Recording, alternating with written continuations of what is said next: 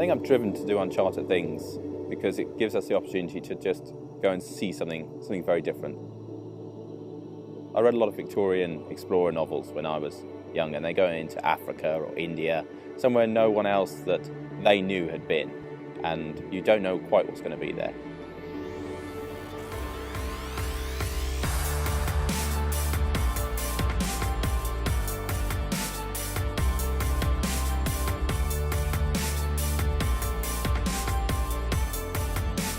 So there's a number of world records that you can do as part of this race. We're a 5-man boat, so there's a 5-man world record. That stands at just over 35 days. So our rowing rotation plan is what every other team that has won the race so far, 2 hours on, 2 hours off, and you just rotate like that throughout the crossing.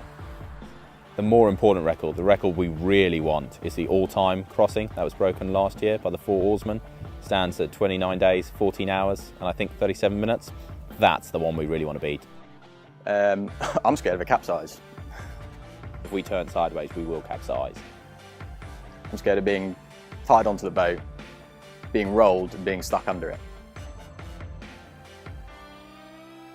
Of all the extreme adventures that you can do nowadays, you get a lot of support. So, you know, if you want to climb Everest or something like that, you can still get a helicopter to come and save you. Ocean rowing is one of those sports that is left now that doesn't have this kind of support where you're really on your own with your equipment. If you need a knife on a boat, it's because you need to cut something loose. It's an emergency, so you want a reliable knife that you know exactly where it is and you know it's going to do the job. I've spent most of my life on boats. My family are sailors. My father was a sailor, my uncle sailed around the world. I've got uncles who own boats, so for me, being on the water is a natural thing.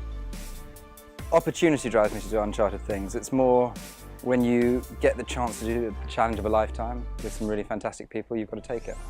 When you're doing something uncharted, you learn a lot about yourself. You get to know yourself at your worst.